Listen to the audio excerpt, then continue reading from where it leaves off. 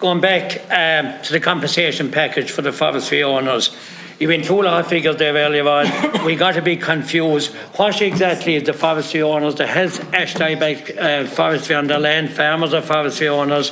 What exactly is their compensation? At one stage for clearing the ground, the payment was €1,000 per acre for clearing the ground.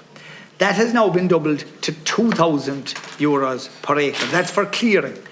Then there's funding for replanting it. But now there's also a further 5,000 per hectare.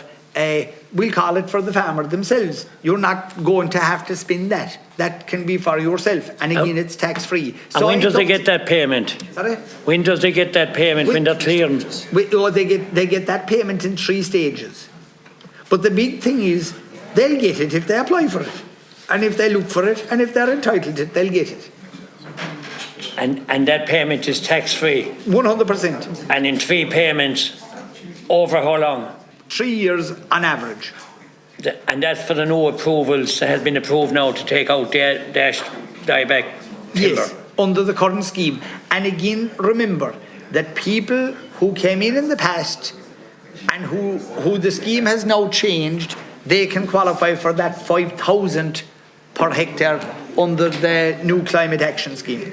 Very good. And just come back to the people from 2013, they're entitled to claim for 5,000 now as well, is that correct? Correct, 100%. And is that a once-off payment? It's a once-off payment.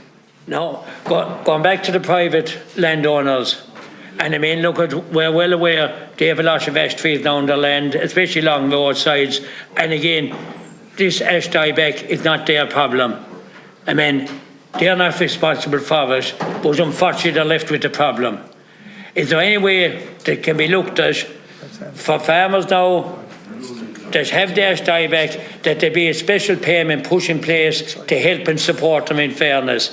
I mean, some of these trees to take them down are costing big money. As I say, it's not their responsibility, but unfortunately now they're left with the problem going forward. And I think myself, I wouldn't be asking for payments or compensation put in to take down, cut the whole ditch, but just to take down these trees, I think something needs to be done for them going forward. Yes.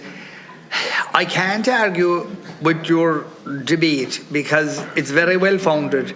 And for instance, Minister Patrick Donovan has explained to me that in his constituency, he has many situations of where there are trees, ash trees that have died on the side of the road, and the farmers that are affected, when they go about knocking those trees, obviously if it's on the roadside, it's dangerous. We can come back to farm safety and about due diligence and people being careful about what they do. And if they go bring in a professional contractor to remove those trees, there is large sums of money involved, and I appreciate that.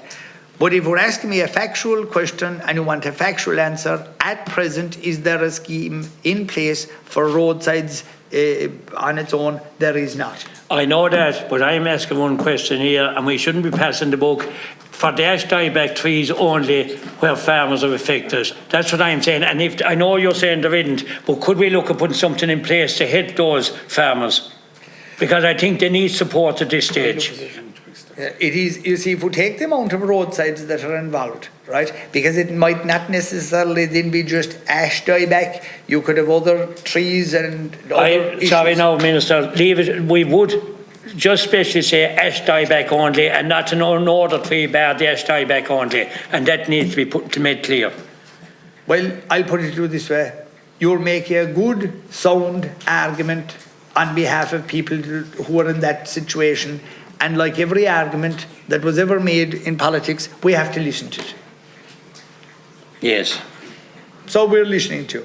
Well, but if we're asking me, am I committing an answer?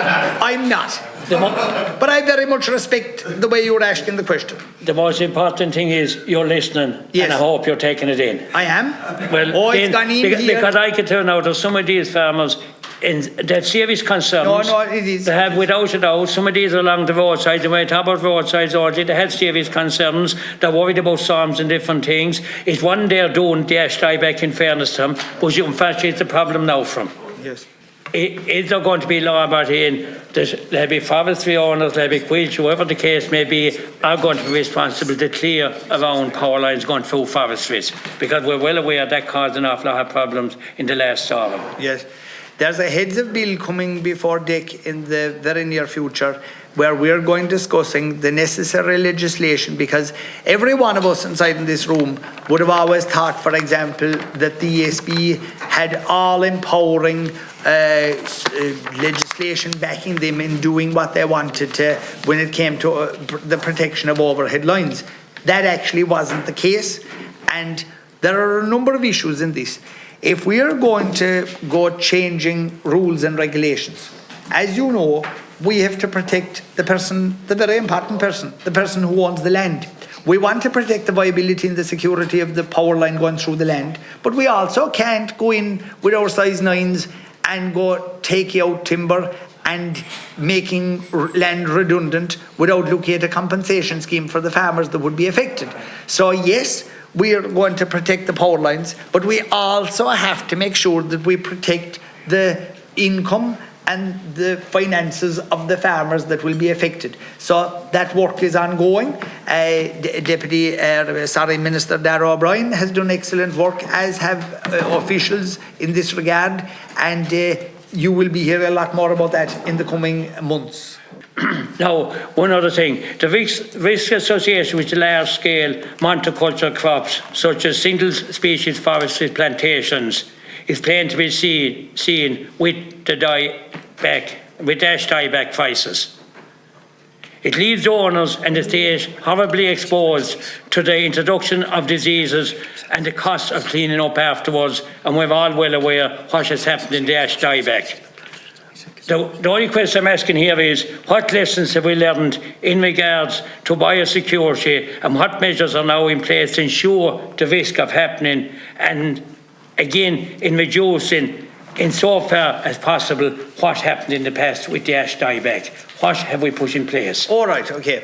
Well, first of all, we have very excellent people working in the department with regard to safeguarding us from future diseases. I've actually visited many of these facilities. I've met excellent scientists and eminent people who are working, who carried me into their labs and who showed me all types of creatures inside in all types of containers, that I was actually frightened at some of them at how minute they were, and thinking of the damage they could actually do. So as a department, we're very, very proactive in protecting our present and future crops of trees.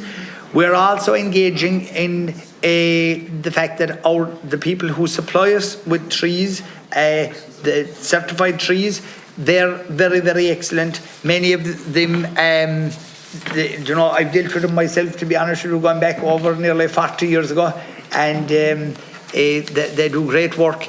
So our imports are very much checked. There's surveys of forests going on at all times. Quilts are engaged in a very strong programme of monitoring what is going on in the forests. We've protected zones, and we also banned Scottish timber because of the situation there with regard to the beetles. So I'd hope that we've learned lessons from the past. And I just want to throw in the thing then with regard to biodiversity of trees that we're planting. As you know, at present there's a 20% obligation for broadleaves to be mixed with our conifers, and I think that we're really on top of that. So when it comes to disease prevention and control, we're monitoring, we're checking, and we're being very prudent about what we're doing to ensure that we won't have a situation like what we had in the past.